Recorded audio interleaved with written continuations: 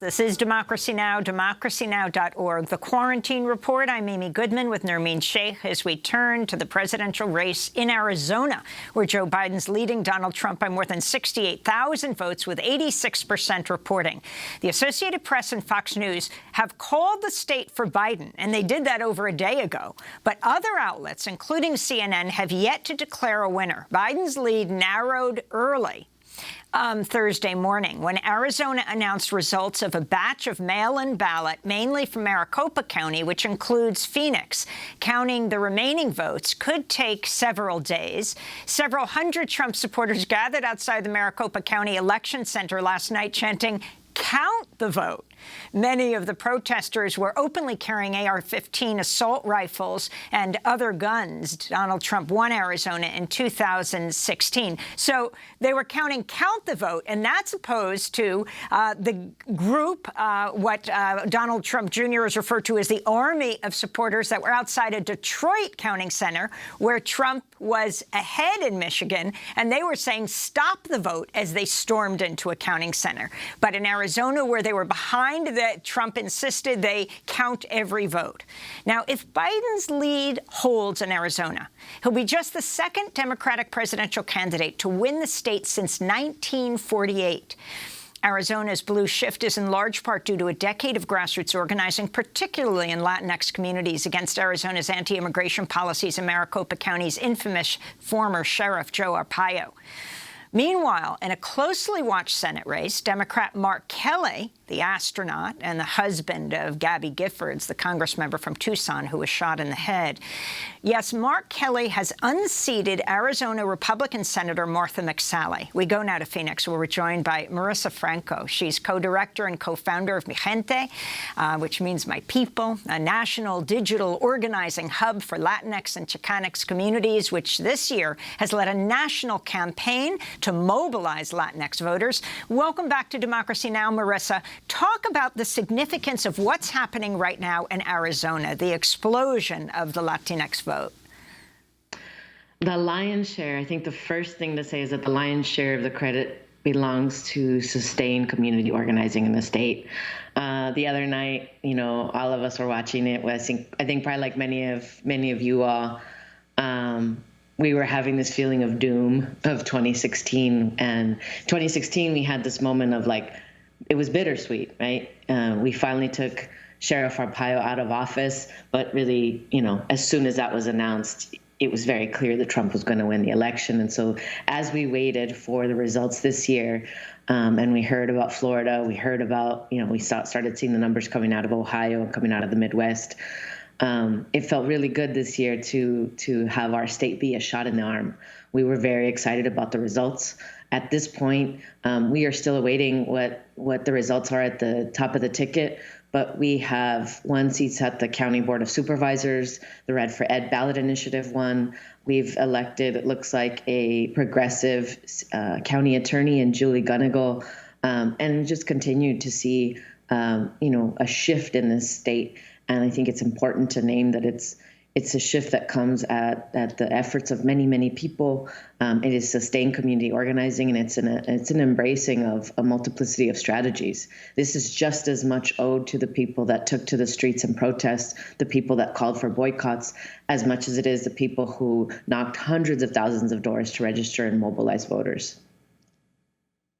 And Marisa, what do you think accounts for the difference in Arizona and compared to other states when it comes to Latinx voters? Is it this organizing that you're speaking of? Absolutely. And, Juan was after my own heart in your last segment because he's naming numbers that are astounding. Our community, that the main story of this election in reference to Latino voters is that we came out. We showed up and we showed out. The vast majority rebuking and rejecting the Trump agenda. Arizona is one example of how that's done. I think it's an example that can be replicated. I think we should not take for granted that this means that Arizona will always be blue or Latinos will always come out. And frankly, that's something that the Democratic Party does pretty often. Our community is an afterthought, and there isn't a substantive effort.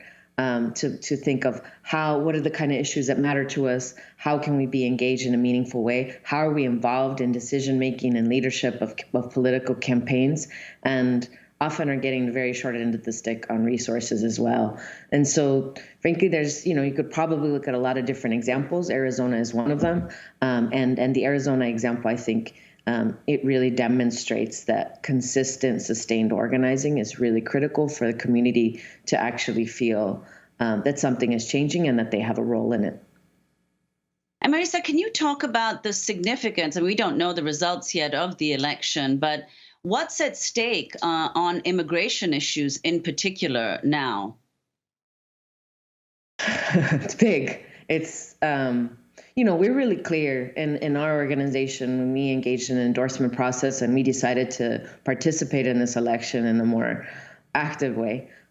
We made it very clear we were not picking our savior, we were picking our target. For immigrants and the immigrant rights movement across the country, these have been very difficult times. We've seen our advances dismantled or attempted to be dismantled, and there's been very little opportunity to have anything positive or progressive.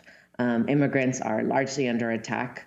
The numbers, but the conditions, I think it's been one of the things that the Trump administration is most focused on in this first term. We can only expect in this first term they were understanding that they would have to face re-election. I think we don't want to imagine what they're going to do in the second term. A shift in administration would give us a fighting chance. It would give us a fighting chance to advance the campaigns and causes that we need in terms of immigration and addressing deportations. Can you talk about some of the sheriff's races, Marisa, that you've been following? And though you're based in Arizona, you work everywhere from Arizona to Georgia. Yeah, Georgia in particular, folks in Georgia organized, mobilized. Obviously, we're still waiting for the results of the presidential election. But immigrants in the state of Georgia have faced, it's almost a tradition in the Georgia state legislature, similar to what's happened here in Arizona. It's almost tradition to pass anti-immigrant laws every year, year after year, year after year. Politicians who think they can make a name by disparaging us. And now this is the second cycle where people have come together to mobilize voters. 2 sheriffs have been knocked out in Gwinnett and Cobb County. These are sheriffs that have promoted the 287G program, which has long been a program that fuses local police with immigration enforcement and has been a catalyst to deportations. It's a huge victory. We're really proud. Final words, 30 seconds, Marisa, on this cusp of the announcement of the president, which may come later today. Yes, I want, as we wait these results, Trump and his supporters are showing who they are. In one place, they say to count the votes. In one place, they say to stop it. We must not give them a lifeline to relevance. We must not try to think that we're going to be able to just come and counter them. They cannot play the same plays. They cannot sue their way into the White House. Our movement needs to hold steady, that we need to count the votes. We are confident that we voted them out. And if we need to walk them out of that White House, we will. Let's hold down. Let's hold steady. Let's not give Trump supporters a pathway to any form of moral high ground. They're showing us who they are. They're showing everyone who they are, and let the world see it. Marisa Franco, thanks so much for being with us, director and co-founder of Mijente, national digital organizing hub for Latinx and Chicanx communities, which this year has led the national campaign called Fuera Trump to mobilize Latinx voters. This is Democracy Now!, democracynow.org. When we come back, we go to one of the first 2 openly gay Black Congress members elect in this country. Stay with us.